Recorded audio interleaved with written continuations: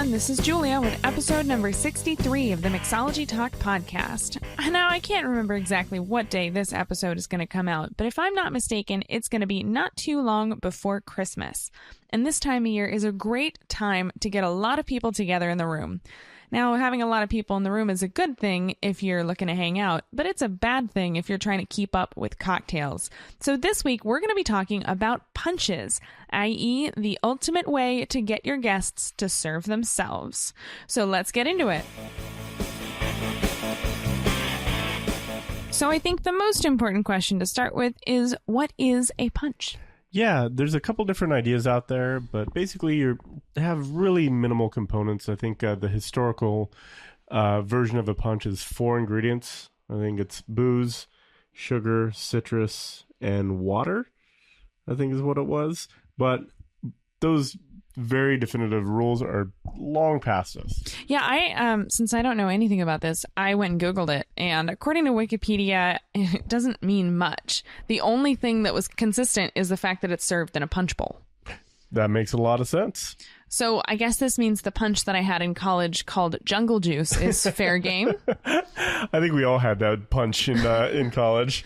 Oddly, I don't remember it very well. Yeah, no, I remember it being pretty terrible. I can't explain but it. It got better over time. Yeah, I remember less and less over time. Right. But anyway, as for today, we're going to be talking about anything that can be served in a punch bowl. And the reason this is great is because it means you can serve a lot of people at once, or more to the point, you can have them serve themselves. Yeah, so the punch can essentially be the new age martini or the old age martini. Call anything you want, just throw it in there. It's a punch. But the good news is you don't need to be bartending. And the other good news is with a lot of punches, you can actually start with a non-alcoholic version. And this is great for family events where you may have kids, designated drivers, teetotalers, all that good stuff. You can go ahead and start with something unspiked and let the folks who want a more interesting evening DIY their good times. Absolutely.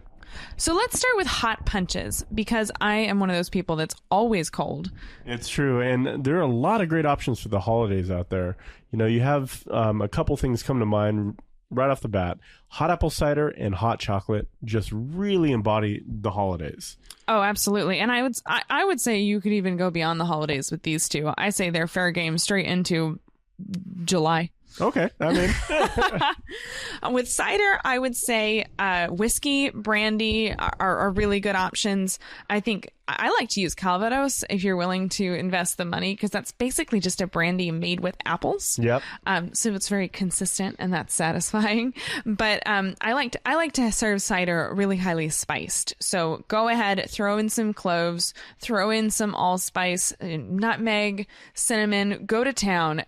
All of these really complement the booze really, really well as far as I'm concerned, especially the rye whiskey. I love rye whiskey. Rye whiskey spices. and apple, just they make so much sense together, and they're so good together. Absolutely. Yeah, definitely want to try that one. The other one that we mentioned earlier was the hot chocolate.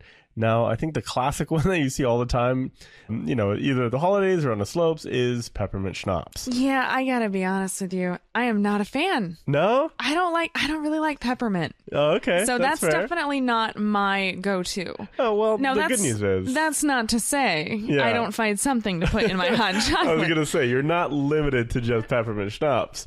It's true. Yeah, I think brandy is a pretty safe option here. Spiced rum is a good one. I think with chocolate, you can do a lot with a lot of different flavored liqueurs. You could do things like Kahlua, or you know what I was thinking about trying triple sec. Triple sec, Cointreau, any of those, yeah. You do run a risk of getting too sweet pretty quickly, though. Yeah, you got to really keep an eye on the sugar.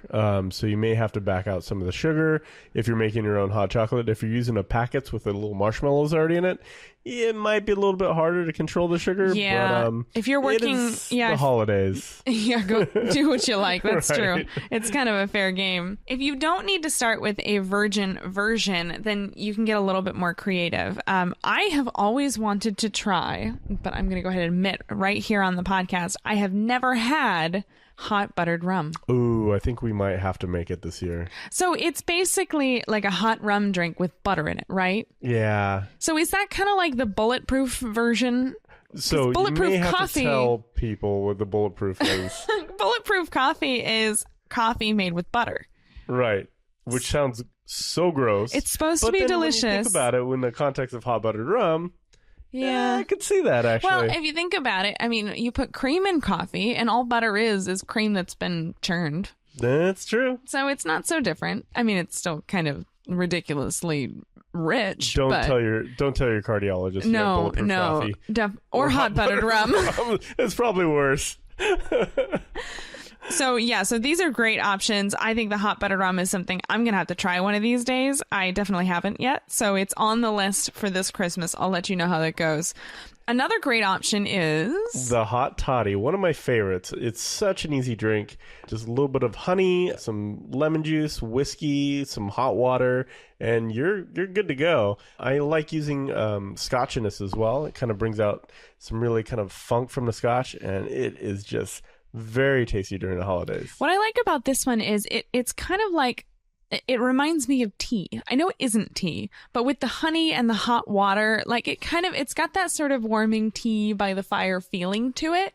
The sort of get off the ski slopes and order a hot toddy. Like, I don't know. Whereas the hot buttered rum feels richer. It feels more like a hot chocolate option. Yeah, and for this one, you could just make tea with it as well, and That's then true. add booze to it. And it would be even better. You would have that other dimension of flavor in there to add more interest to the drink as well. Not that we need to get too far down the road. It's pretty easy to find flavor. Right, exactly.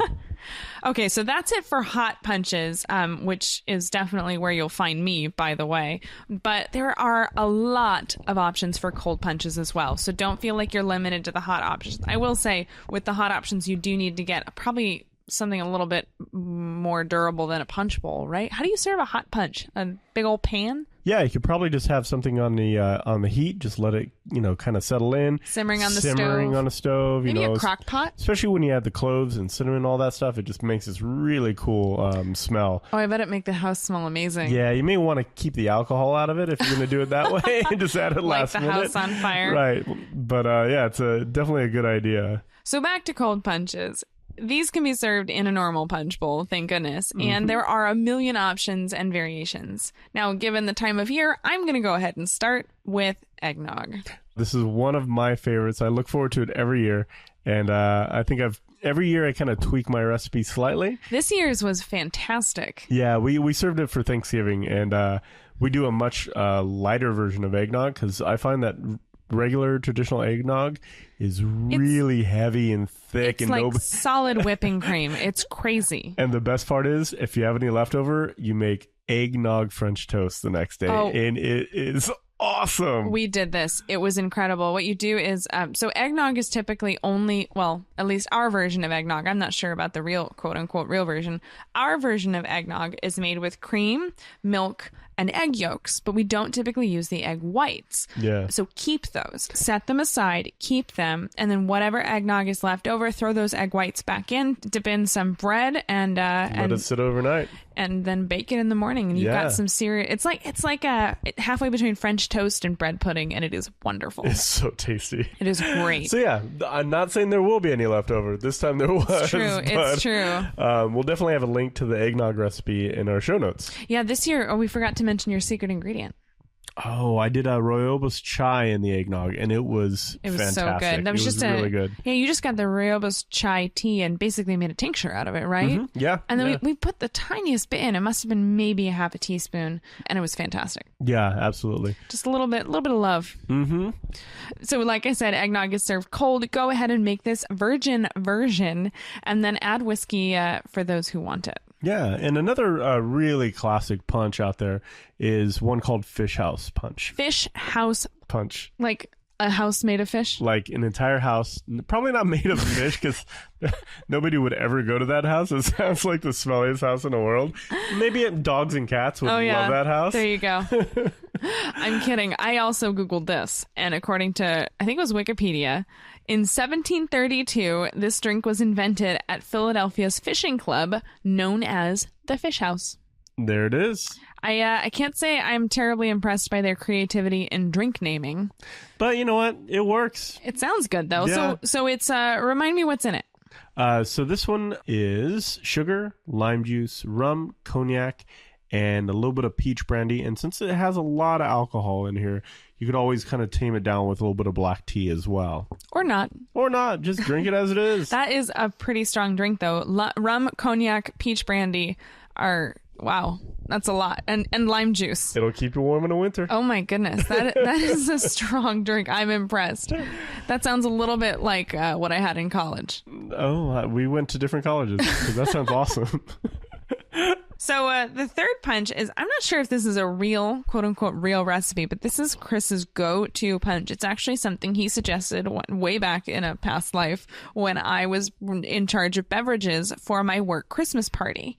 And Chris's recipe super easy, yeah. is orange juice, pineapple juice, grenadine, and soda water. Yeah, it originally started off as a non-alcoholic drink 20 years ago, and I'm sure this is formula for a cocktail somewhere. It's probably, I guarantee you it is. You always called it the Hawaiian Senta, yeah, right? I wasn't very creative. Let's just put it that way. But yeah, I just had a bunch of fruit juice. I threw it all together, and you can't really go wrong when you do that. Add more sugar to it in the form of grenadine, some soda water to kind of lighten everything up, and then I added rum. I added all kinds of other alcohols to it. And it was really good. I bet rum would be really good with this one. The nice thing about this was for my work Christmas party, this was something that I could do zero preparation. I just picked up all the ingredients on the way to work and just stirred it all together when I got there. It was so easy, and everybody was really impressed, which I found hilarious. Yeah, and it turns out this really beautiful color of like pink or... Yeah, it's hard to describe. It's kind of like an orange sherbet color. Yeah, and it's really tasty, very easy, and it's a crowd pleaser for sure. Yes, unfortunately, my party did not involve rum, but I highly recommend that option.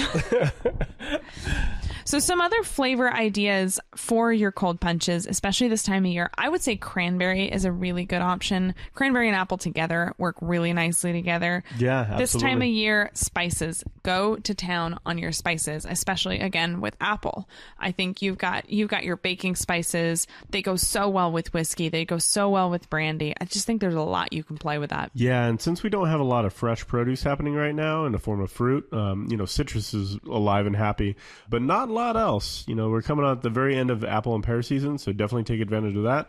But baking spices really represent the holidays. Very comforting, warm, definitely the way to go.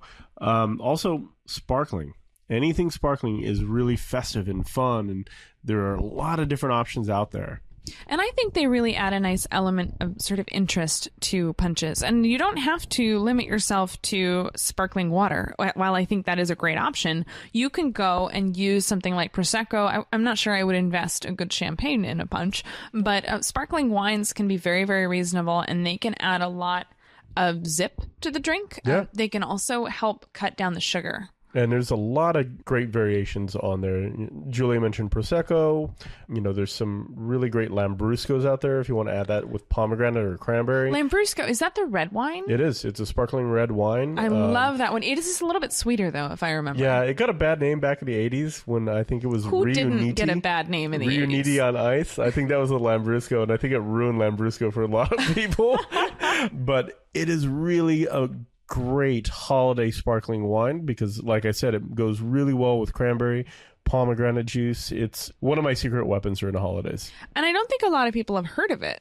No, and you don't have to buy Riunite. There's some really good Lambruscos out there. And it's pretty inexpensive, right? Yeah, I want to say it's less than probably about $15 for a good one. You can serve it on its own, but it makes a really fantastic mixer as well. Yeah, definitely. We mentioned this earlier with punches. One of the traditional things with punches is to use something called an oleosaccharum. And basically it's just oil extracted from the rinds of fruit. So typically lemon, orange, anything like that. And this is funny to me because I've seen this referenced by Jeffrey Morgenthaler and a couple other folks who are doing really high-end cocktail techniques. But it's actually a very, very old technique. Yeah, it's a really old technique. And it started, from my understanding, with punches. So basically all you're doing is you're adding a bunch of lemon zest to sugar, and the sugar is actually extracting out the oils. And usually you have to muddle them and spend some time on it, but Jeffrey Morgenthaler came up with a really great technique on how to extract that effortlessly with a vacuum sealer. So we'll put a link to that as well. Yeah, because we did a video on that, if I remember correctly. I think you went over the process of using your vacuum sealer. So if you're going to go ahead and get creative with this, there is no limit to your creativity here. I think making your own punches can be really, really fun. And frankly, it's hard to go too far wrong. I will say we do have a couple of tips. Like we mentioned earlier, watch your sweetness. Using fruit juice as a base is a very easy way to end up with a sickly sweet drink, especially if you're adding liqueur. Right. Danger. Yeah. So in order to pare back some of the sweetness, you can definitely add soda water like we talked about, or some lemon or lime juice to kind of counteract some of that sweetness. As well. And by the way, we haven't mentioned it yet in this episode, but it's very common to throw in like a Sprite or ginger ale to add sparkles to your punch. Again, very dangerous when it comes to your sweetness. If you want to do ginger ale, consider ginger beer instead. It is more expensive, but it's a lot less sweet and you get a lot more ginger flavor per drop. Agreed. So I think that's another good way to go without blowing out everyone in the diabetes ward. Right. The other thing to remember is water. When I think Julie may have mentioned it earlier, but when you're shaking a cocktail, you're incorporating somewhere between 20 and 30% water into the drink just from the dilution process of the ice melting. So if you're going to be making a punch, you have to account for that as well. Yeah, so if you're looking at a cocktail recipe that is a recipe for just one cocktail and you're planning to scale it up, definitely account for the water. Add some water to that recipe because it's never mentioned. Nobody ever mentions it in cocktail recipes, but it's always implied that there is going to be that 20% water content added through stirring or shaking. So if you're going to be serving your punch in a punch bowl chilled, make sure you add a little bit of water. Otherwise, it's going to be stronger than expected. Right. And that's the key. If you add the water, make sure that you put the punch in the refrigerator to really get the temperature down before you add the ice. Because if you add water and it's room temperature and then you add ice, then you're going to get a really weak punch. It's going to be over diluted. Exactly. Right, exactly. So make sure that you put the punch in the fridge for a couple hours before your party. Add the water already, and then you can add the ice, and it won't dilute as much because the punch is already cold, if that kind of makes sense. That makes sense. Yeah. Yeah, so, and speaking of ice, by the way, what we like to do is to just get a bowl of water and freeze the whole darn thing. What you end up with, instead of using like a bag of ice or lots and lots of ice cubes, using one giant ice cube reduces the dilution while keeping it pretty cold for longer. Yeah, and you could do this just, a couple days beforehand, like 3 or 4 days beforehand, get a bunch of Tupperware, fill it up. I mean, you can get really fancy if you want to. You can use Jell-O molds for this. Jell-O molds would be amazing. You get a fun design in there. I've seen people actually put fruit into the ice, which... There you go. I've seen this done well. I've also seen it done poorly. I was going to say, that sounds like, grandma's Jell-O mold. It really does. It really does. So this is like, it can be done really well, and it's like, ooh, fancy garnish. And it can be done kind of tacky. What is that? Right, exactly. What's floating in your punch? You could have a lot of fun. I mean, one of the things that we were joking about earlier is like putting a rubber ducky in there or something like that. If you want to have fun. I think you're onto something. Yeah, I think it'd be hilarious. Or like the Titanic, a little replica of the Titanic in a giant iceberg. They have those ice cube trays now with funny, I think there was one that was actually like a half of the Titanic poking up out of the water. That would be terrible and hilarious. But really, go to town on the garnish. One thing that's fun about having a whole punch bowl to play with is that you've got some room. So use fresh fruits, spices, cinnamon sticks, rubber duckies, really have fun with it. But the one thing I would say is be a little bit careful with non-edible garnishes. I think this is standard protocol if you work in a restaurant. Right. If you serve something on a table, expect that people will eat it, even if it's a rubber ducky. It's true. I assume that people will get confused and eat it anyway. And so you may want to be careful with things like cinnamon sticks or cloves or things like that if you want to avoid choking hazards and or dental bills. Yeah, and one last little piece of information to think about. Leave room for the ladle. Oh, right. That sounds like the voice of experience. Yeah, I mean, if you make a giant ice cube and you fill it full of water and you can't get a ladle in there, you can't really serve the punch. Well, then everyone just drinks from the side. Right, exactly. But you could do like a pour spout scenario or something like that. The host drinks from the side before any of the guests arrive, and then nobody knows. That's true. I think we're on to something. But you can have a lot of fun with punches, and this is a great way to entertain. It lets you socialize with your guests and stay away from the bar. Absolutely. And by the way, you don't have to do just one punch. We recently went, well, I suppose it was a year or two ago now. Yeah, we went to a party with a friend, and all they had, it actually was a punch party, and all they had were 4 different punches on the table, and it was so fun. They were so different. They were so creative, and they did that instead of a whole bar, and everyone had a really, really great time. And they had a bunch of the batch in a fridge, so when it ran low, they would just go to the fridge, have a little dispenser, and they would refill the punch. Pour it right out. Already, super cold, so it's not going to over dilute. All those things that we talked about. Yeah, it was really, really well done. So that's definitely something to consider. So hopefully this has given you some ideas for some of your family events coming up. And now you can think about the punch as something a little bit better than what happens when your great uncle has a little bit too much to drink. Thanks. I've been thinking about that one for a while. Good one. Thanks for laughing. Okay. If you want to see the show notes, we'll throw all the links in there. They will be over at mixologytalk.com/63. Happy holidays, everyone. Happy holidays. And if you're listening later, that does not mean you can't have punch. It's good all year round. It is. It truly is. Super tasty. Just avoid those rubber duckies. Cheers, everyone. Cheers.